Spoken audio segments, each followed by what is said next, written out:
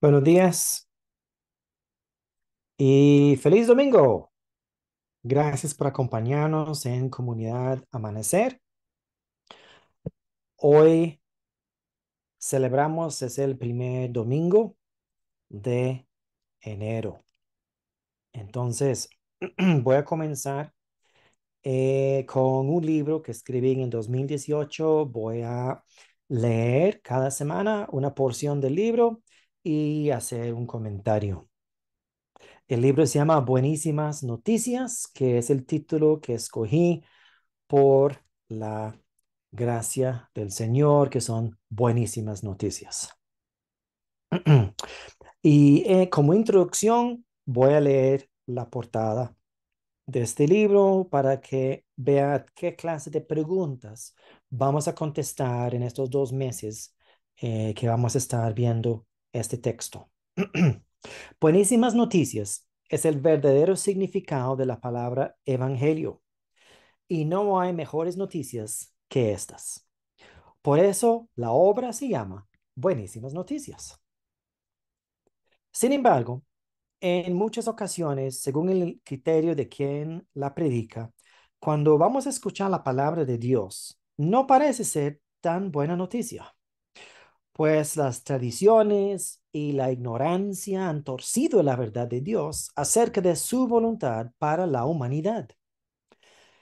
En este libro queremos afirmar esas noticias que no pueden ser mejores, tratando con un tema clave en cada uno de sus 10 capítulos, como por ejemplo el reino de los cielos, la voluntad de Dios, milagros modernos, lo ultra secreto de Dios y otros.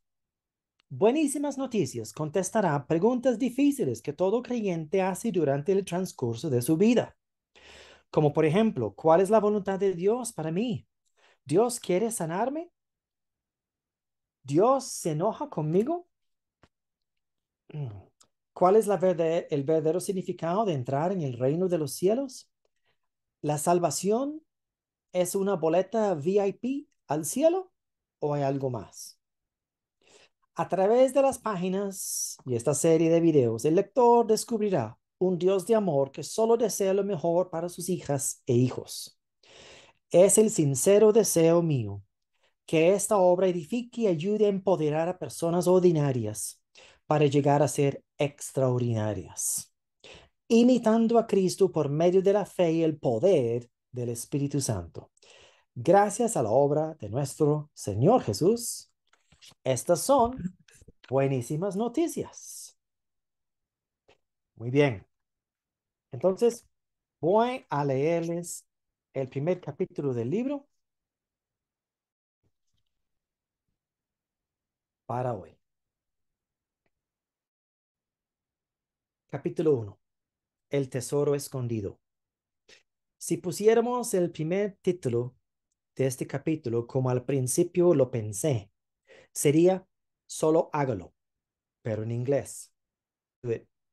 Parecería un comercial de una marca famosa de ropa deportiva, que no voy a mencionar. Es meramente una coincidencia, sin embargo, es un buen consejo y por eso se lo digo. Muchas veces nos realizamos y agobiados cuando tenemos que emprender una acción por primera vez. A pesar de eso, la vida es un sinfín de y realmente nos engañamos cuando nos convencemos de que todo va a seguir exactamente como está hoy y para siempre. Cuando empecé a escribir mi primer libro en español, Pura Gracia, publicado en el 2015, enfrenté muchos obstáculos al inicio, principalmente por la forma en que aparecieron preguntas insistentes como fortalezas mentales que me formulaba yo mismo vez tras vez. Y la mayoría de las ocasiones quedaban solo en mi cabeza. Estas interrogantes venían a mi mente en esta forma. Pero usted no es hablante nativo del español. Otros no podrían hacerlo mejor que usted. Pero ¿quién se va a molestar en leerlo? Y si nadie lo compra, ¿por qué usted? ¿No es un autor reconocido? ¿No es demasiado costoso publicar un libro? Ya me están entendiendo la idea. Yo no soy la persona más arriesgada en esta vida. Tiendo a pensar y analizar las consecuencias de comenzar a ejecutar un proyecto. Más bien las personas que me conocen, como mi esposa, mis hijos, saben que soy demasiado cauteloso y no me expongo a riesgos en lo que a mí me concierne. Sin embargo, me acordé de un evangelista que tiene ahora un ministerio muy grande, que testificó acerca de su llamado. Reinhard Bonke, un alemán que admiro mucho y creo que todos podemos aprender la lección de él. Tal vez haya escuchado su nombre. Él cuenta cómo Dios le pidió que fuera a África a predicar las buenas nuevas. La respuesta inicial fue lo siguiente: pero Señor, hay por lo menos dos o tres evangelistas que tienen ministerios mayores que el mío que podrían hacerlo mucho yo. Y el Señor le respondió: ya sé, ya les pregunté a ellos y no les interesa. Por eso se lo estoy pidiendo a usted. Hmm. A mí se me erizó la piel cuando escuché su testimonio por primera vez. Creo que me están captando la idea. En mi caso personal, quizás yo no era el mejor de la obra.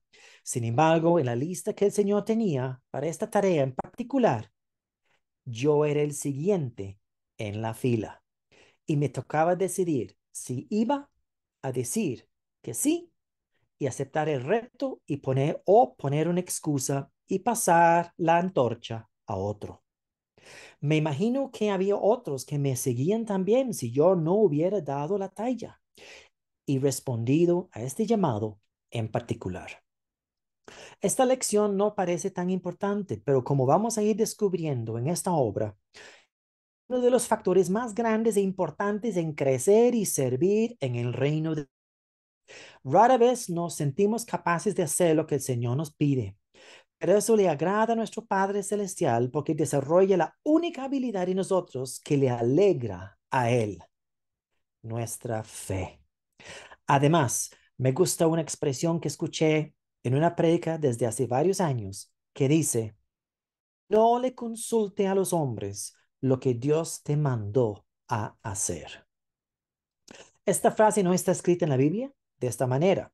Lo que significa es que no deberíamos pedir permiso o la opinión de otros para ver si lo hacemos, si tenemos la convicción que Dios nos mandó a hacer algo. Vea que no estoy diciendo que uno pueda consultar a otros para encontrar la mejor forma de hacerlo, pero no busque aprobación de otros en algo que Dios ya le ha dado luz verde para proceder. Otro secreto del reino de Dios es el siguiente, y no lo comento con nadie que no esté por lo menos en la misma posición o mejor aún, superior a la suya. No lo comento.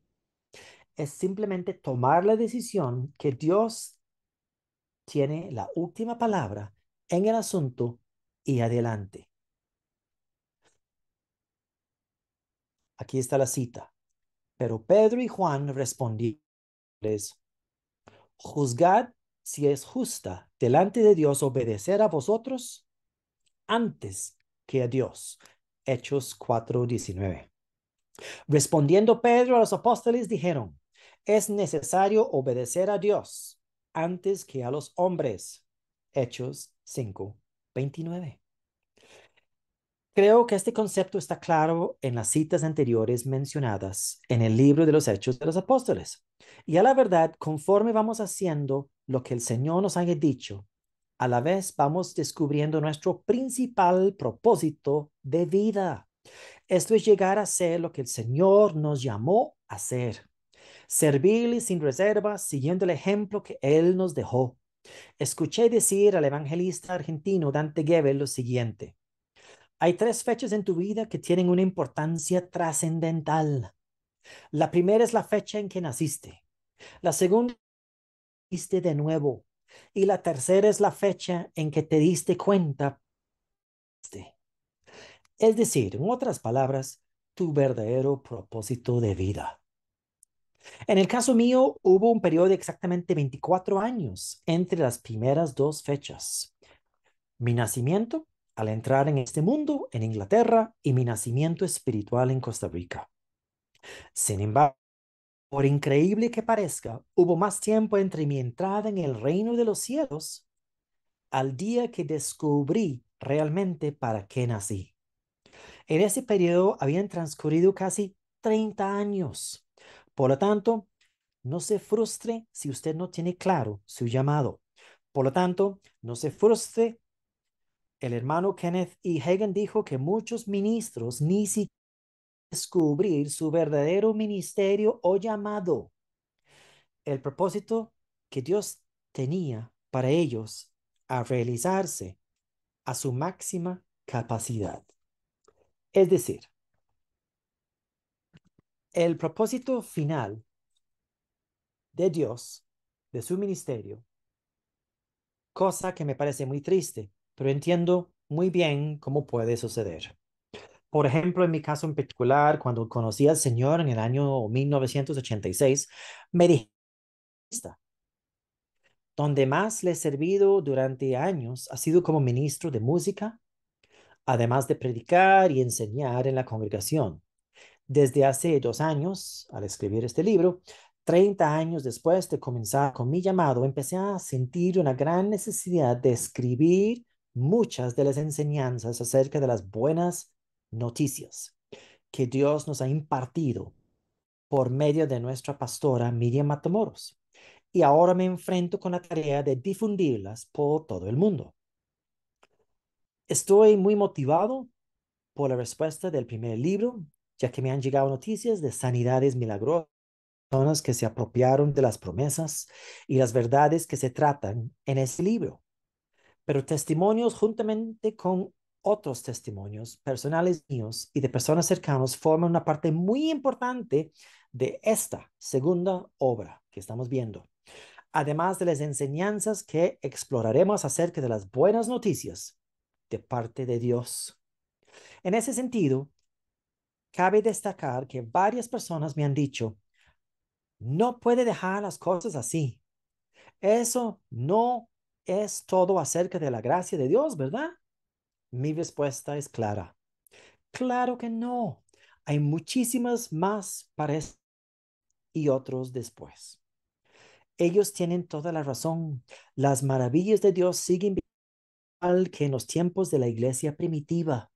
Vamos a profundizar un poco más en este tema en los capítulos que siguen, que nos involucran a todos. Y donde mejor terminar esta introducción y comenzar a descubrir las múltiples facetas y beneficios de la gracia. Como la misma palabra nos indica, cada uno según el don que ha recibido, ministrelo a los otros, como buenos administradores de la multiforme gracia de Dios. 1 Pedro 4:10. Quisiera hacer mención en este momento de que hay mucha gente, de hecho, la mayoría son ministros y conocedores de la palabra, que dicen que la gracia de Dios es un evangelio barato. No podrían estar más equivocados. La gracia de Dios no es barata. La gracia es un regalo. Por definición, la palabra gracia quiere decir regalo inmerecido. No se cobra, no se gana, no se puede merecer por ningún esfuerzo que se haga. El hecho de que la gracia es un regalo no quiere decir que carece de valor. El precio que se pagó por ello fue demasiado alto. Yo no conozco muchas personas que estarían dispuestos a sufrir y luego morir en mi lugar. ¿Y usted? Una cosa es el precio para nosotros y otra cosa es el valor. La gracia es un regalo sumamente valioso. De hecho, no se puede cuantificar su verdadero valor. La gracia es un regalo completo dentro del reino de los cielos y Dios nos la otorga en esta vida, ya si queremos. Esas son buenas noticias. Jesús lo expresa así en dos breves parábolas. Además, el reino de los cielos es semejante a un tesoro escondido en un campo, la cual un hombre halla y lo esconde de nuevo. Y gozoso por ello, va y vende todo lo que tiene y compra aquel campo. Mateo 3:40. También el reino de los cielos es semejante a un comerciante que busca buenas perlas. Y al hallar una perla preciosa, fue y vendió todo lo que tenía y lo compró. Mateo 13:46. 46. Le costó la vida de Dios, al Hijo de Dios, su vida, con una muerte humillante y un sufrimiento espantoso, por lo tanto no se debe subestimar. Menospreciar ese sacrificio es muy fácil hacerlo sin darse cuenta. Creer que se deben cumplir ciertas normas o intentar agregarle obras es una forma sutil de desvalorizar ese perfecto sacrificio de Cristo. Literalmente, se desprenden o caen de la gracia de Dios. Así es cuando no aceptan que Jesús lo logró todo.